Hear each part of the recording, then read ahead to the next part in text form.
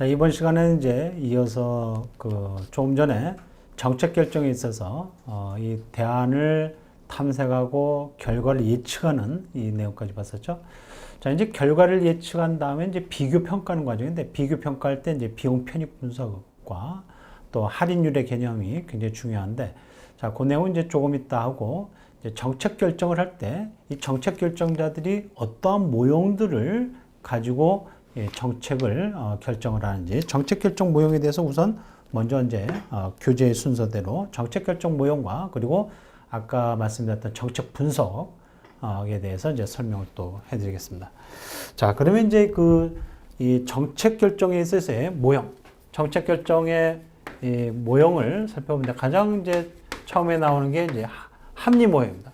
정책 결정자가 이루어진 이 합리 모형은 굉장히 이제 규범적이다 이렇게 얘기를 합니다. 규범적 모형이다 이렇게 얘기를 해요.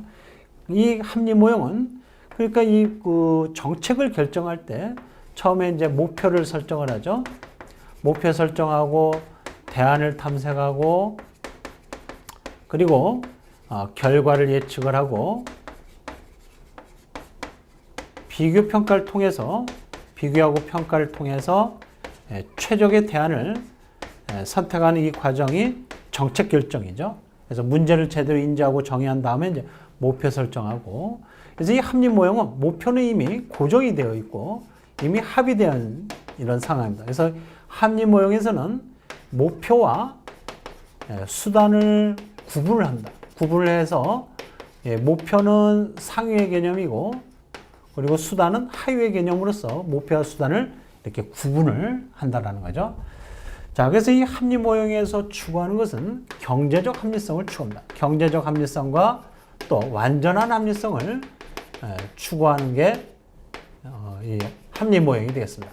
그러니까 완전한 합리성이라는 것은 신의 경지에 가까운 이런 합리성이에요. 그리고 경제적 합리성을 강조하는 게 합리 모형이 되겠습니다. 그래서 합리 모형은 목표에 대한 수단을 순차적으로 이렇게 목표에 대한 이 수단을 순차적으로 검토를 하지만 이 대안을 탐색하고 결과를 예측할 때는 총체적으로 포괄적으로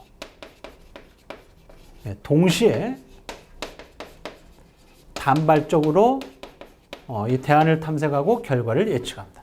그러니까 이 대안을 살펴보고 목표를 달성하기 위한 대안을 탐색하고 결과를 예측할 때는 총체적으로 포괄적으로 동시에 단발적으로 모든 대안을 다 보는 겁니다.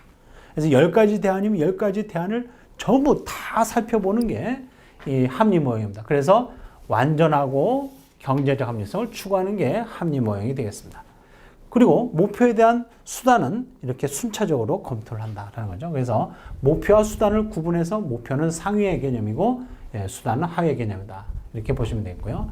자, 그래서 이 합리 모형을 좀 더 완화시킨 이런 모형이 만족 모형이 되었습니다. 만족 모형. 정책 결정에서 이루어질 때 이 만족 모형은 정책 결정자가 만족한 선에서 정책을 결정합니다. 그래서 이 정도면 됐다. 자, 이럴 때 이 정책을 결정을 하는 겁니다. 그래서 이제 만족 모형이라고 하는데, 자, 이 합리 모형과 만족 모형을 비교했을 때 이 합리 모형은 최적화를 추구하지만 이 만족 모형에서는 만족화를 추구한다는 거죠. 정책 결정자가 만족화. 그래서 이 최적화, 경제적 합리성을 추구하는 것은 주로 이제 이 경제인들이 또는 경영인들이 추구하는 이런 방편이지만 정책을 결정할 때 만족한 선에서 그럴듯한 대안에서 정책 결정을 하는 쪽은 행정인 쪽이라는 거죠. 행정인이 추구하는 것이라는 게 이제 특징이 되겠습니다. 그래서 합리 모형은 객관적인 것을 객관적 합리성에 기반한 완전한 합리성을 추구하지만 만족 모형은 주관적인 이런 방편이죠. 그래서 이 정책 결정자 이 정도면 만족한다라는 선에서 정책을 결정합니다. 그래서 이 만족 모형은 주로 이제 사이몬이라든가 마치라는 학자가 이제 만족 모형을 이제 개발을 한 거죠. 자, 그래서 이제 이 만족 모형은 이 합리 모형은 이렇게 완전한 합리성을 신의 경지에 가까운 완전한 합리성을 추구하지만 만족 모형에서는 어떻게 신이 아닌 이상 완전한 합리성을 추구하는 인간은 인지되어 있다. 제한되어 있다는 거죠. 인지한 만큼 제한되어 있다. 그래서 제한된 합리성을 추구를 하는 게 이 만족 모형이 되겠습니다. 자, 그 다음에 이제 이런 합리 모형은 총체적으로 포괄적으로 동시에 모든 대안을 다 살펴보니까 시간적으로 불가능하죠. 그리고 비용도 많이 들고 그렇게 하기 위해서는. 자, 그리고 완전한 합리성을 추구합니다. 그래서 이 합리 모형을 비판하면서 나온 게 이 점증 모형이 되겠습니다. 이 점증 모형. 이 점증 모형은 어떻게 모든 것을 다 살펴보느냐. 그러니까 이 정책을 결정할 때 목표를 설정하고 대안을 탐색하고 그 다음에 이제 정책 결정을 할 때 결과를 예측하죠. 결과를 예측하고 비교 평가를 통해서 최적의 대안을 선택을 하는데, 자, 이때 점증 모형은 목표와 수단을 구분하지 않습니다. 미구분. 합리 모형은 목표와 수단을 구분한다라고 했지만 점증 모형은 목표와 수단을 구분하지 않고요. 상호 의존 관계라는 거죠. 목표와 수단은 상호 의존성을 띠고 있다, 이렇게 얘기를 합니다.